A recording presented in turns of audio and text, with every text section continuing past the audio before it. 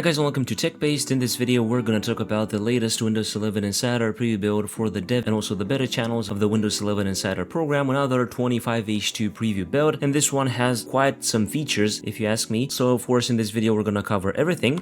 The build that we're talking about today is the build 26220.7271, and of course I remind you again, don't forget that the window is opened and you can now switch from the dev to the beta channel if you want, because the same build is received on both channels. And to do that you can just go to Windows Update, Windows Insider program, and then where it says choose your Insider settings, you can click on that and move on to the beta channel, or if you want to do vice versa, you can do that as well. Those things being said, please don't forget to leave a like below and also subscribe to the TechBased channel with the notification bell activated so that you won't miss any future uploads like this one. So let's begin with the video. First of all, some great news for Xbox lovers. Microsoft is introducing the Xbox full screen experience for PC on almost every device, of course in these Insider channels, in the dev and also in the beta channels. And if you're asking, well, what is the Xbox full screen experience? It is a purpose-built experience for gaming, which adds another way for people to enjoy their games who want a console-like feel. So basically a console simulator on your computer, if we can say so. Of course, this is slowly rolling out at the moment. If you want me to make an in-depth video which I'll show you how to manually enable this, I can make one. But of course, if you have it on your system and if you want to enable it, make sure to open up the settings app, then go into the gaming section, and here you're going to have the full screen experience. Enable accessibility control hints. So let's see what we have here. We have enable the Xbox full screen experience and also show the accessibility control hints in task view if you want to also enable that with a quick link to game bar. Now if you want to toggle the Xbox full screen experience, you can either toggle it from the task view. So as you can see, we have here task view, and then we can click on the Xbox full screen experience. We can also toggle it from the game bar settings, and additionally we can also use the keyboard combination Windows plus F11. As you can see, I pressed it. Now we're gonna get this console-like feel. It's gonna open up Xbox. It's gonna take a few seconds, and here we are inside this. And of course, this can be also controlled with your Xbox controller and more. And here you have a lot of options. You can play games. You have the Xbox game bar. You have your library here. Also the cloud gaming option, the store, and also friends if you wanna check that out. And if you click on your profile, you're also gonna be able to join the Xbox Insider program if you wanna be up to date with everything that is new related to this new Xbox full screen experience. But I think this is something quite interesting if you ask me. And of course, let me know below in the comments what you think about this new experience. Now to switch to the Windows desktop again, just press the Windows key. You're gonna see this pop-up switching to Windows desktop. You can just select Don't Remind Me Again and then click on Continue. And then it's gonna exit out from the full screen experience. We can just close out the Xbox app if we no longer want to use it at the moment. Microsoft is also officially announcing the point-in-time restore. We've talked about it in the previous build, but if you go to Settings and then System and then scroll down a bit and go to Recovery, you're gonna notice that we now have this new option, point-in-time restore, which is basically a rebranded system restore, which now has this nice UI where you can customize the restore point frequency, the restore point retention, and also the maximum usage from your disk. I think that is pretty nice. And also the interface whenever you're trying to restore your system restores will be available in the Windows recovery environment. Related to voice typing, Microsoft is introducing fluid dictation in voice typing, which makes voice-based dictation smoother and smarter by automatically correcting grammar, punctuation, and filler words as you speak, reducing the need for manual editing. Microsoft is also extending the rollout of the resume function from your Android phone, and they're also adding a few improvements to this. But first of all, if you want to enable that, if you have it on your system, just right click on your taskbar, go to taskbar settings, and you're going to have here the function resume, show app with a badge notification when resume is available. And this will basically allow you to resume, as an example, Spotify tracks on your phone. So if you have Spotify on your system, you can just resume a track from Spotify if you've played it on your phone before. So I think that is pretty nice. And also related to this, Microsoft is announcing that Vivo Android phone users can also now continue your browser activity from the Vivo browser on your phone onto your default browser on your PC. And also Honor, Huawei, Oppo, Samsung, and Vivo Android